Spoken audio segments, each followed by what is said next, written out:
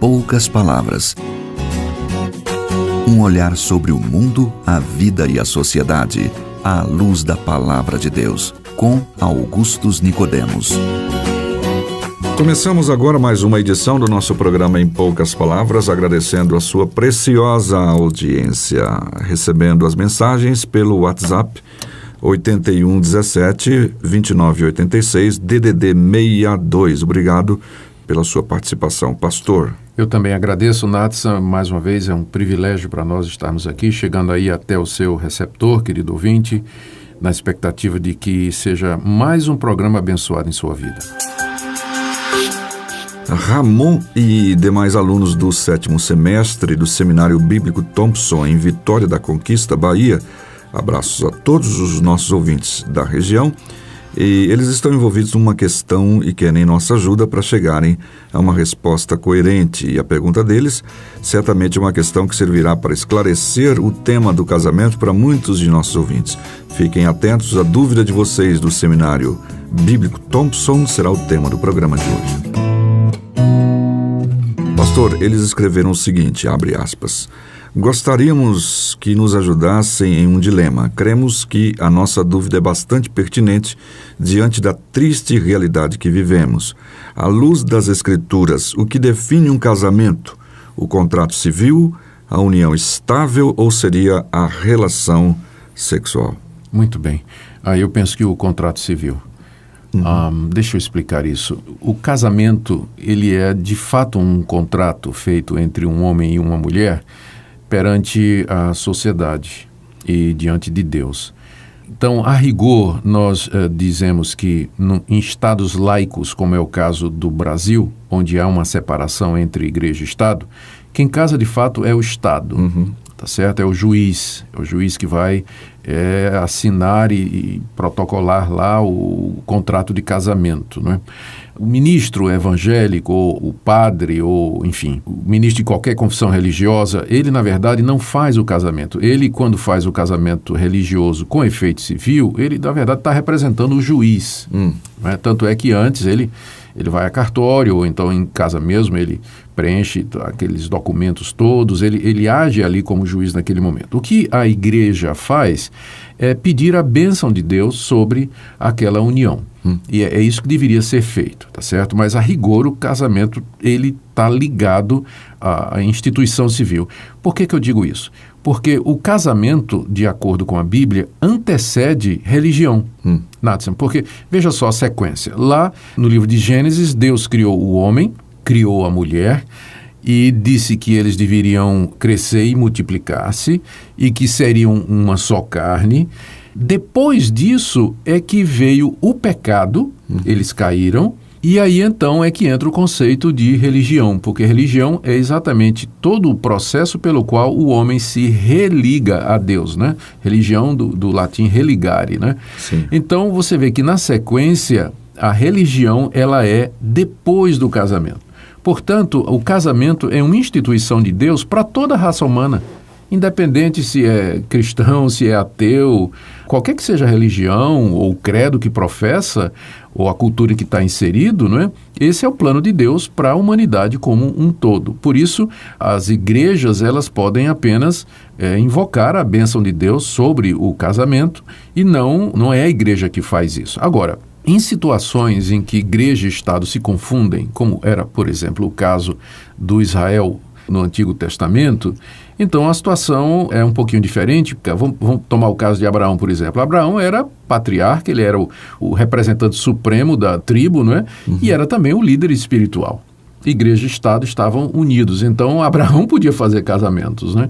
Moisés podia fazer isso. E à medida, então, que a nação de Israel foi se sofisticando, né? Foi se estabelecendo como nação e estabelecendo categorias e ofícios como os sacerdotes e ainda tinha os chefes de tribo, ainda tinha o sinédrio e tudo mais. Todavia, toda essa sofisticação civil, essa complexidade civil estava entremeada com a religião, né? O Israel era um Estado religioso.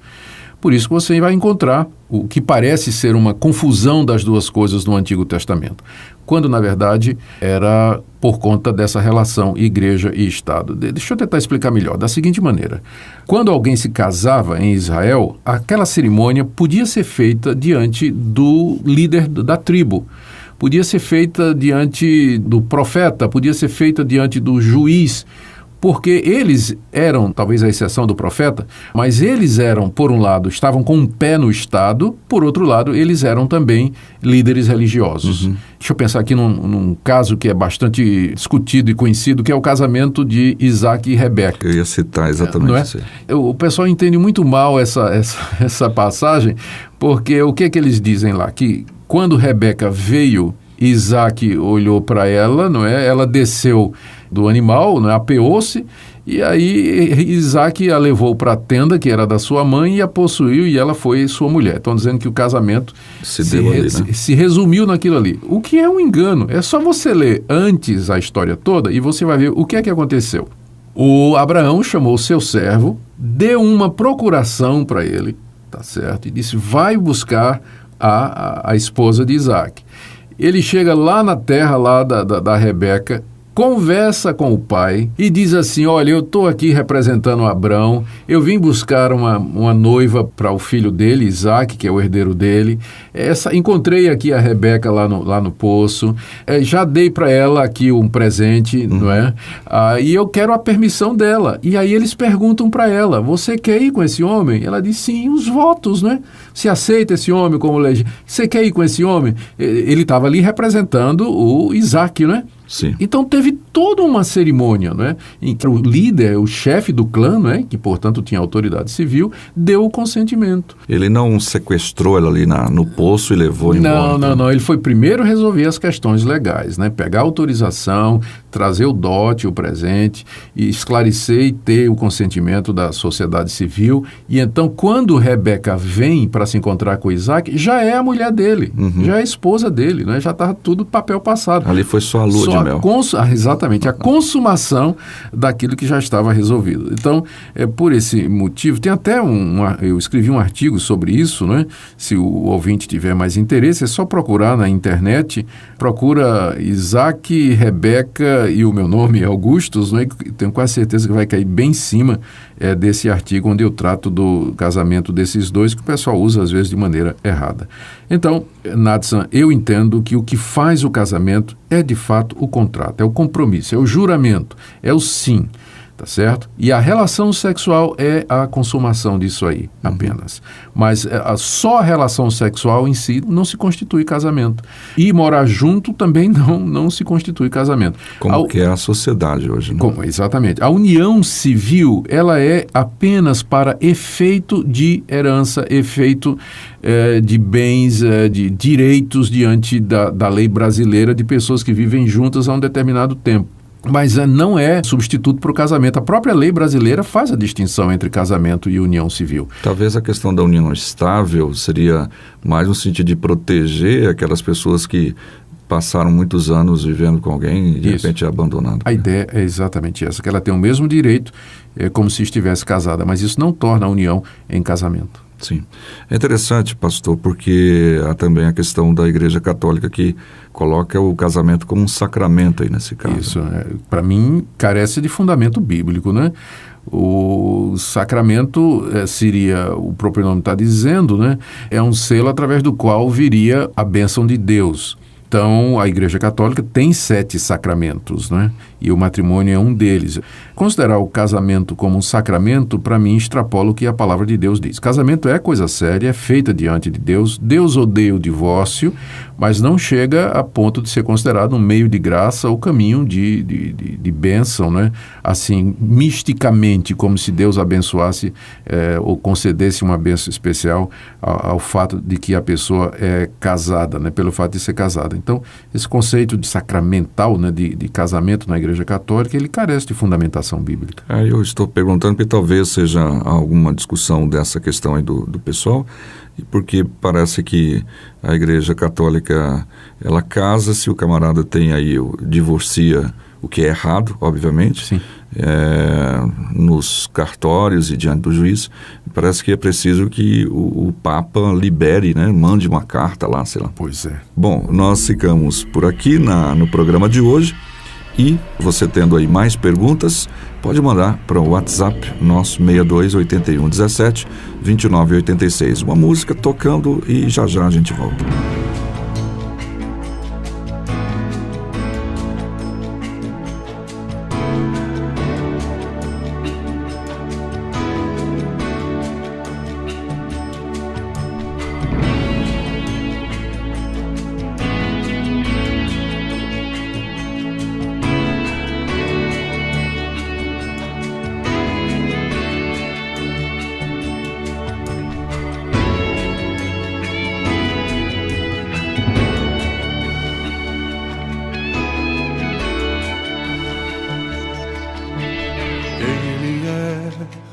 Bendito e único, soberano, o Rei dos Reis, Senhor dos Senhores, o único que é imortal e habita em luz, a quem ninguém viu e nem pode ver. A Ele sejam honra e poder para sempre. A Ele sejam honra e poder para sempre. A Ele sejam honra e poder para sempre. Amém.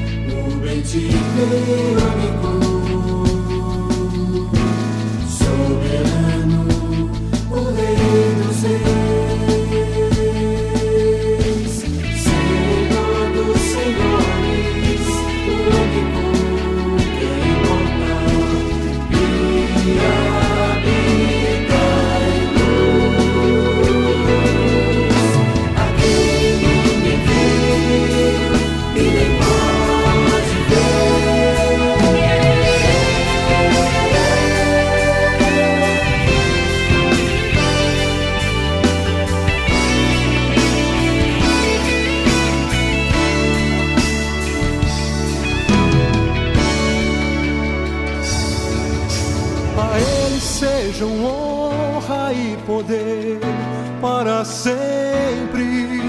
A Ele sejam honra e poder para sempre. A Ele sejam honra e poder para sempre. A Ele sejam honra e poder para sempre. Amém.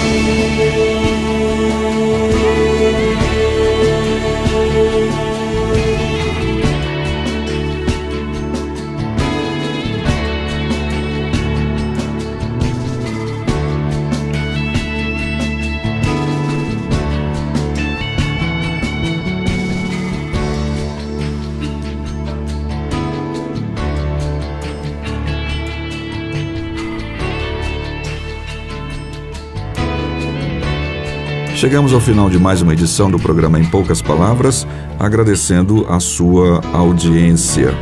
Querendo mais informações, entre em contato através dos nossos meios de contato, e-mail e o nosso WhatsApp, que a gente sempre está divulgando aí nos nossos programas. Pastor. Muito obrigado, querido ouvinte, pela sua audiência. Até o próximo programa.